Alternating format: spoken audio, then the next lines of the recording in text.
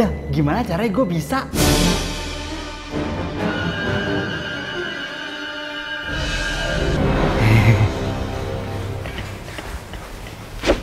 Ren, gimana sih caranya bikin orang percaya lagi sama komitmen? Jadi cewek yang gue suka, kalau gue lihat dia emang punya perasaan sama gue.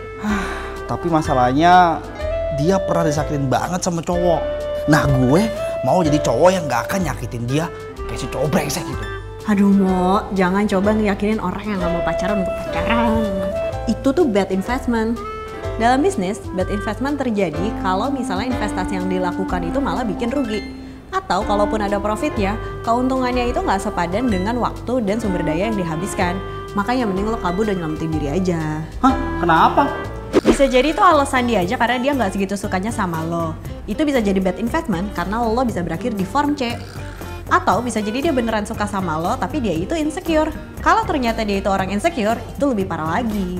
Hah? Orang insecure? Iya, orang insecure. Hah? Maksudnya? Dia nggak punya gembok rumah? Atau nggak punya asuransi gitu? Hah?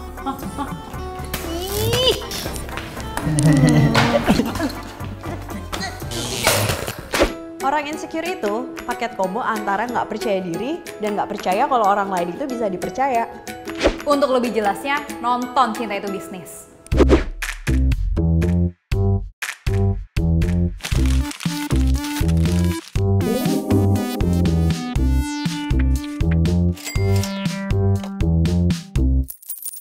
Hai, gue Rena. Gue Dela. Dan kita berdua adalah Psikolog. Jadi pada dasarnya setiap orang itu akan kepingin punya pasangan.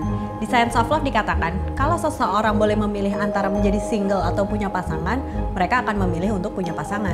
Ini bukan berarti lo nggak bisa hidup sendiri ya. Setiap orang justru harus bisa hidup sendiri. Tapi kalau memilih untuk single selamanya daripada punya pasangan, itu namanya udah overcommit. Siapa sih yang udah nyakitin hati lo segitunya? Siapa sih yang udah ngeremukin hati lo? Atau apa yang ngebuat lo kecewa sama orang tua lo sehingga ada isu kepercayaan sama orang?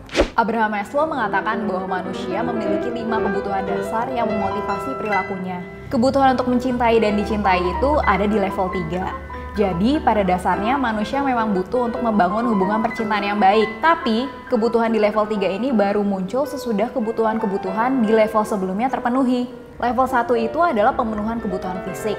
Misalnya, orang kelaparan banget, boro-boro cari jodoh, mending dia cari makan.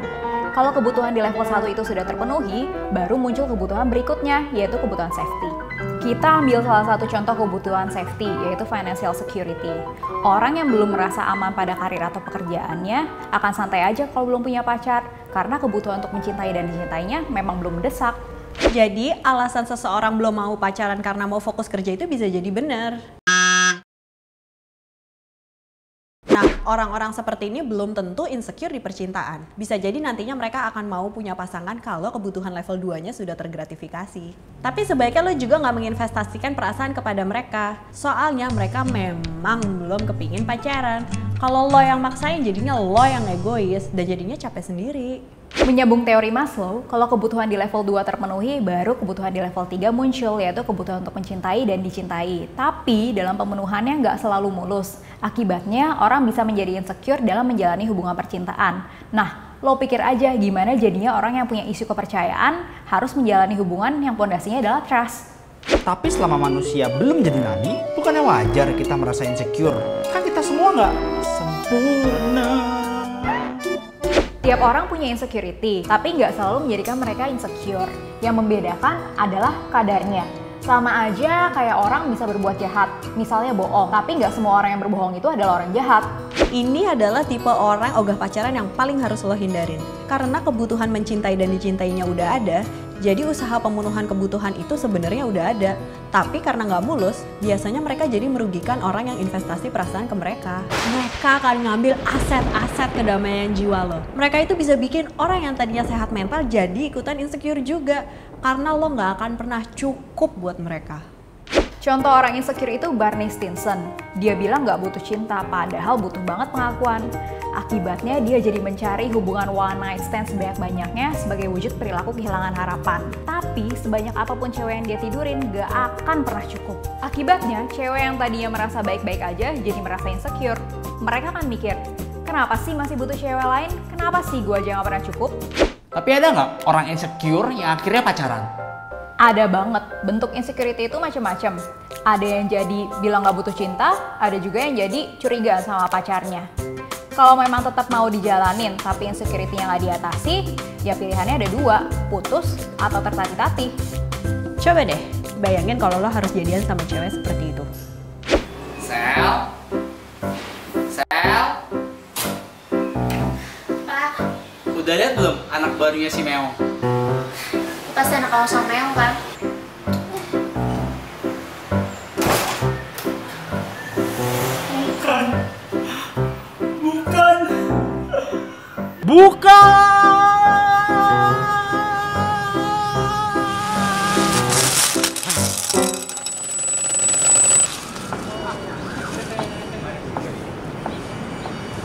Makanya udah paling bener kabur kalau deket orang insecure. Jangan nekat, apalagi coba nolong. Investasi perasaan ke orang insecure itu bagai investasi benih di ladang yang tandus. Udah pasti rugi. Makin lo tanam benih, ya lo makin rugi.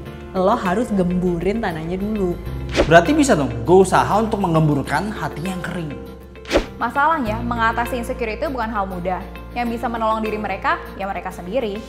Sebagai orang yang punya perasaan ke dia, lo yakin lo bisa objektif?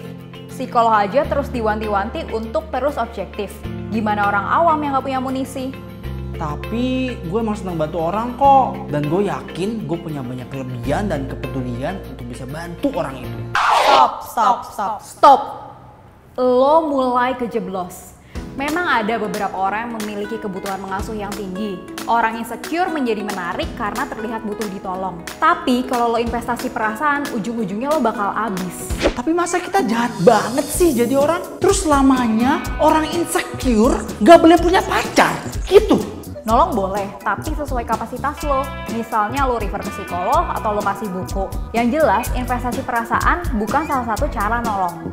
Yang perlu lo inget juga, orang insecure itu bukan berarti cupu. Mereka bisa aja hidupnya lebih efektif daripada orang yang gak punya insecurity di percintaan. Mereka cuma bukan partner yang ideal di percintaan selama insecurity-nya belum diatasi. Nah, kalau kebutuhan mengasuh lo cukup tinggi, lo bisa alokasiin hal itu ke hal lain. Misalnya lo bantu korban bencana alam atau adopsi anak. Pokoknya hal-hal lain yang lebih positif ketimbang investasi perasaan kepada orang insecure. Dah, makanya sambil lo nunggu calon gebetan yang tepat, mending lo belajar untuk nyaman sama diri sendiri. Caranya gimana? Kalau mau tahu jawabannya, nonton episode selanjutnya dan jangan lupa Like and subscribe, Cinta itu Bisnis.